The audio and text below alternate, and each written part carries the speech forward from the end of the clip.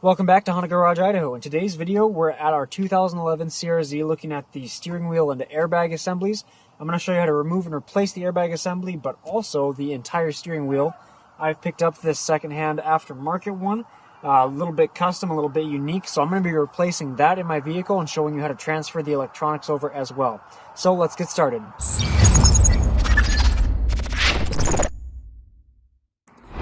As usual, doing anything electronics related, especially SRS adjacent, we're going to disconnect and remove our positive battery terminal and let that sit for a few minutes to make sure any residual charge, especially again in the airbag system particularly, drains out so don't risk setting anything off. Now if you're just here for an airbag replacement, that part by itself is actually quite easy. Looking over on the side of the steering wheel, there's one of these on each side. This is a Torx bolt.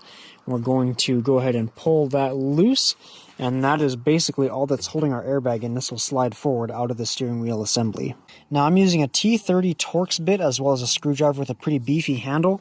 These screws do have a little bit of thread locker on them and they do grip pretty hard, so if you have a screwdriver with a large grip, that'll help you get some torque. If not, you could always use something like a bit with a 1/4 inch socket on an extension with a little ratchet wrench. Just keep in mind that you'll want to use something magnetic if you have it to avoid dropping and losing a bit down in this hole or losing the screw when it comes out.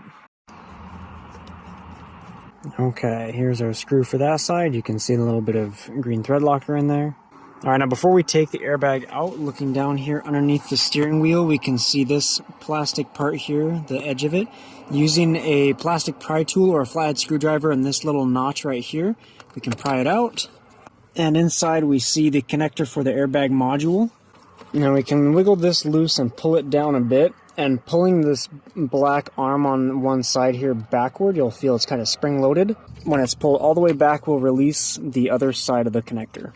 Now it's a little bit harder to see, but right behind those electronics there's another connector. There's a small single wire here, and we can push these black plastic tabs toward the seat to unlock this and pull it down. This is our ground wire, and there's just a simple spade terminal here, so we'll disconnect that as well. On the one side there is a tab here in the center that we can press inward, and that will allow that to just slide right off of the spade. Now we can carefully slide our airbag module forward away from the steering wheel. As you're pulling the module out, make sure to keep the wires from catching on anything inside. Now if you're removing and then reinstalling your same airbag module, for example like I am changing out the steering wheel and reusing the original airbag, you should have no problems. Connect everything together, it should be just fine. If you are replacing the actual airbag module with a brand new one or a secondhand one, you will almost certainly have to visit a dealer to get the SRS system reprogrammed to accept the new part. Much like an ECU, there's a dedicated computer in here just for the restraint systems, and that does keep track of all the individual parts by serial number. So if you replace this, you will have to get it reprogrammed to make sure that your SRS light goes off and the system is actually functional again. But with the airbag off, we can now dive into actually removing the steering wheel itself, which is what I'm here for, so let's take a look. Now your wheel may have different controls, colors, parts, wiring in it depending on what year and what trim it is. I have a 2011 EX without navigation. The 2013 and later may have a different wheel, different buttons. This is also manual. The automatic ones have paddle shifters, etc. and so on. So I'm going to show you a specific breakdown of my wheel. Yours may look similar. There may just be different things here and there. But to remove this from our steering column, we have a single bolt right here in the center that we can take out. Now the bolt in here is 14 millimeter, and it is definitely in there quite snug as well. So you're going to want a wrench with a nice long handle, possibly a breaker bar, and it also helps if you have an extra set of hands to hold the steering wheel straight while you try and break this off. Alternatively, you can turn the wheel to basically lock it in the anti-theft mechanism so that it won't turn while you're trying to loosen this as well if you don't have extra help available. Now once you've got it cracked loose, do try and center the wheel as best as you can, level it out. That'll make it easy to line up your replacement steering wheel or this one. Also, if you're planning to remove this wheel and then reinstall the same one later, you could take something like a fine point Sharpie, and inside here underneath this bolt There's a bunch of small splines here that go through the steering wheel, and that's how we align it. And it can be very helpful to make a mark on the shaft here for the steering column, as well as on the metal right inside the steering wheel, just to make sure you get this line back up perfectly straight. If you're using a new wheel, do just make sure that this is as level as possible, or if the steering wheel is locked, you have some other reference point to make sure you get it lined up right on those splines, because since they are so small, it can be easy to get it off just a tiny bit. With that bolt removed, down here we're going to unplug our main harness from the clock spring. There is a tab down here in the center that we can lift essentially up toward the column. Once that's all the way depressed, the white connector can be slid backward and freed from the clock spring. Now that's actually what we need to do to remove the steering wheel from the chassis. All that's left is to break it free of the shaft here, which can be quite difficult, especially if the wheel's never been removed before. I don't recommend really hammering on this anywhere and beating on it. You don't want to damage any of the steering components, but it can be quite seized on there and take a lot of effort to wiggle free. I like to kind of go around the steering wheel and pull back and forth on it, try and loosen it up on those splines so that it can slide off easily. It'll probably slide off pretty fast if you're putting a lot of effort on it. Make sure that this connector we unplugged before, this comes down to our clock spring and is going to slide out through this gap here. So make sure as you pull the wheel off that that doesn't get snagged or damaged. And also make sure that your clock spring stays aligned. It is super important as far as reinstalling the wheel to make sure this doesn't get bumped or turned anywhere and set to a different spot when you reinstall the wheel, because that'll screw up your electronics if you turn too far one way and break the clock spring.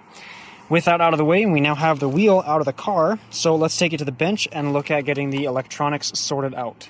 So here's our factory wheel. We're going to start by removing some of the trim and buttons around here and getting this as bare bones as possible. As I mentioned, I'm going to be transplanting all of my factory buttons and my complete harness over to the new steering wheel to make sure everything's 100% ready to go. Starting on the back side here, we've got 2 Phillips head screws to remove, tucked in these little cutouts.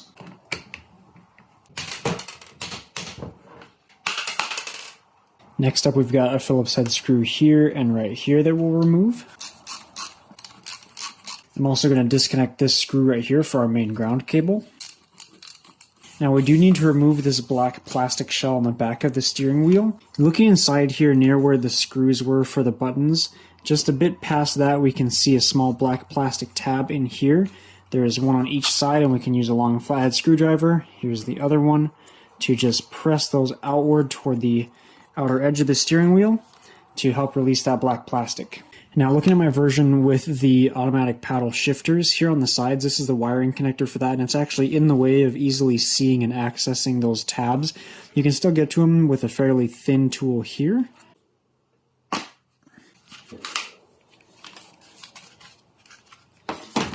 Now before this trim can be removed, we're going to take off the button assemblies on these sides. These are for our call controls and info display. Okay, so with that plastic shell on the back removed, we can see a few more Phillips head screws. These are small ones on the back of the button assemblies themselves.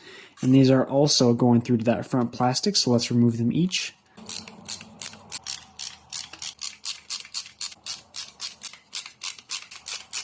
Here's a version with the paddle shifters. Those have a single screw holding them in from the front side down here. So again, we'll take off the ones for the other switches and then pull the face out first. Now before we pull the front off, we are also going to disconnect the harnesses for these switches on the bottom, since the harness is going to go out through the front, but the switches will stay here. To do that, we can just pop the plastic trim off both sides. There's 2 clips that hold it on. And as usual, we're just going to push down the locking tab in the middle to slide the connectors out. So now we're about ready to pull the plastic front fascia off the wheel. The only thing to keep in mind is up on the top side here, there's these small pegs that actually insert into the more flexible section of the steering wheel, so those can take a little bit of force to pull out. As we're pulling the front fascia out, do keep in mind those harnesses that we unplugged here. Make sure those don't get snagged. Okay, so here's our front piece that comes off. Here is our remaining buttons here. These are still attached to the steering wheel with 1 Phillips each on this metal bracket. So to finish removing the cruise and media controls, all we have to do is take off this other screw down here on either side to pop those buttons out, and of course they unplug from the harness the same way. All along the inside of this plastic frame, there's these little plastic teeth that kind of hold the harness in. I'm not going to transplant my buttons here over. I'm going to use the original ones, but I am going to pull over my complete center harness.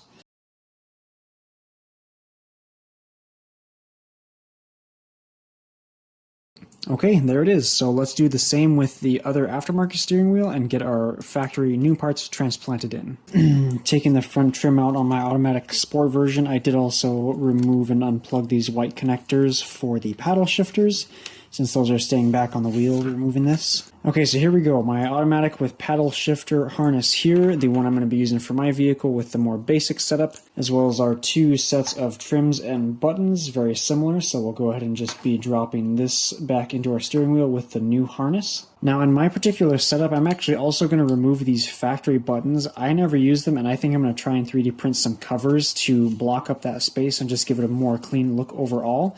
So I'm going to leave these unplugged on my harness anyway and just remove these brackets to take the whole button assembly out. Now at this time I can also remove the paddle shifters by removing one more Phillips screw on either side, and those will just pull off the wheel with their little pigtail. I will not be reusing those. Reinstalling the trim will make sure to press these top parts with those plastic pins deeply into the rubber there, the foam. Of course, we'll use the rear panel from my original steering wheel so that we don't have the cutouts for the paddle shifters. So here's the delete plates I ended up making. We've got 3 mounts total for screws here. I also ended up putting in this blank that you can slide the plug into. And then I also put on the back here a couple of these little clips just to keep this back plate sort of tucked in close to the rear steering wheel cover. So I'm going to get these 3D printed, and then we'll throw them on the steering wheel and get it back in the car.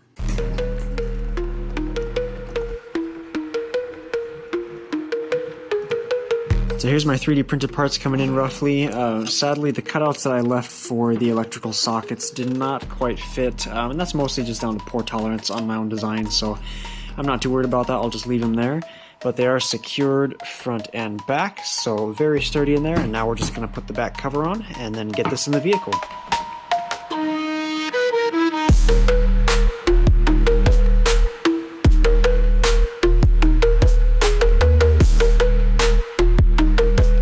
Alright, putting the steering wheel on again, just make sure that you keep track of all the wiring, make sure nothing gets snagged or pinched to guide those through the cutouts. Of course, I want to remind you to make sure that your clock spring is centered. We'll go ahead and reconnect the harness there, as well as our airbag harnesses underneath in just a minute.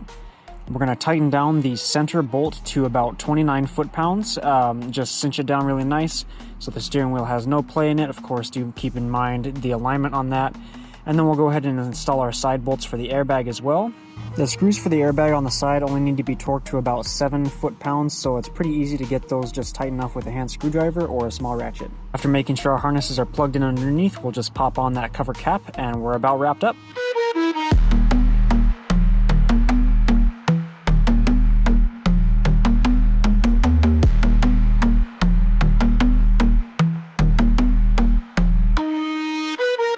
Okay, so with that hardware tightened down and all of our wiring reconnected, we can plug in our battery and fire this up just to make sure there's no errors on the dash from the airbag system. Again, if you're replacing the actual airbag, you will need to get that reprogrammed to match your SRS system. And keep in mind that if you're in a spot where the airbag deploys, there's likely other sensors and parts that will also need to be replaced to fully clear the errors.